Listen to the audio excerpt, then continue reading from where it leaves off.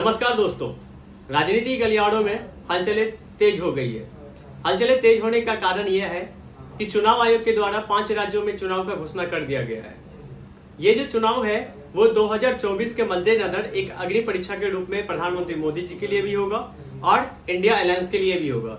India alliance को इसमें prove करना पड़ेगा कि उनकी जो अलायंस बनी है वो मोदी के खिलाफ कितना खड़ा उतर पा रही है, क्योंकि ये जो राज्य है, जो 5 राज्य है, उसमें से 2 या 3 राज्य ऐसा है जैसे राजस्थान, एमपी, तेलंगाना, ये कहीं ना कहीं एक प्रभाव छोड़ती है और 2 राज्यों जो है वो छोटा है, लेकिन 3 राज्य जो है बड़ा है, उसमें लोकसभा का सीट ज्यादा है। तो इसके मद्देनजर कांग्रेस की सरकार है राजस्थान में, देखना पड़ेगा कि कांग्रेस क्या अपनी सरकार को बचा पा रही है। एमपी के अंदर, मध्य प्रदेश के अंदर बीजेपी की सरकार है, क्या बीजेपी अपनी सरकार बचा पाएगी? क्या बीजेपी कांग्रेस को हरा के राजस्थान में फिर से सरकार में वापस आएगी जो पहले वो थी? तो ये सारा चीजें ना, गठबंधन में जो इंडिया अलायंस था वो इंडिया अलायंस किस तरह से अपनी फिगर को आउट करेगी, ये सारा चीजें आप देखेंगे कि मोदी जी का एक से एक रैली चालू हो गई है। तो ये एक अग्नि परीक्षा के रूप में मोदी जी के लिए भी है और कहीं ना कहीं इंडिया अलायंस के लिए भी है।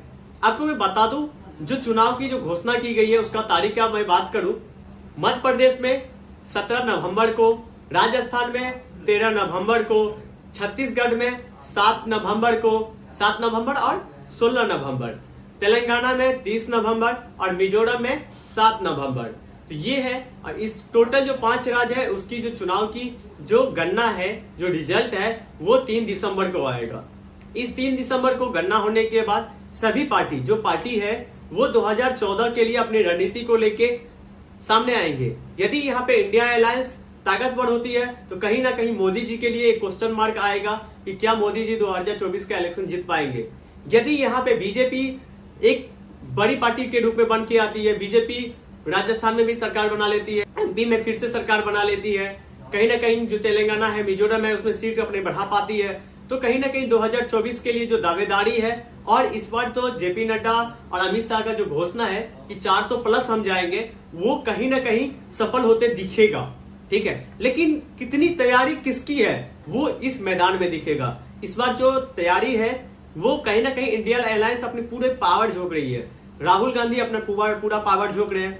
राहुल गांधी जिस तरह से अभी स्टेटमेंट आ रहे हैं जातीय जनगणना को लेके, वो बोल रहे हैं कि कांग्रेस का जिस राज्यों में सरकार है वहां पे हम जातीय जनगणना करवाएंगे।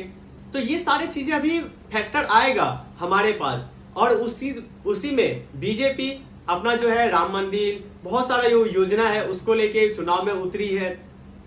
तो ये सारा चीजें कहीं ना कहीं आपके सामने, जनता के सामने रखने की कोशिश करेगा। तो ये मैं इस टॉपिक पे बात कर रहा हूं कि ये चुनाव एक अग्नि परीक्षा है, या क्या इस चुनाव में मोदी जी जो विरोधी है इंडिया अलायंस उसको बीट करके आगे निकल पाएंगे, या फिर कांग्रेस और इंडिया अलायंस इसको आगे करके मोदी के जो खिलाफ कैंपेन चालू किया गया है इसको कंटिन्यू कर पाएंगे। तो ये था आपका राजस्थान, और आगे आने वाले समय में इसको देखा जाएगा। तो ये सारे 5 राज्य का चुनाव है।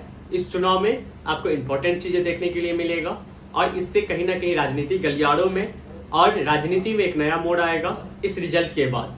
तो 2024 का चुनाव का तैयारी चालू कर दिया गया है, कांग्रेस के द्वारा, इंडिया अलायंस के द्वारा भी, और बीजेपी एनडीए के द्वारा भी।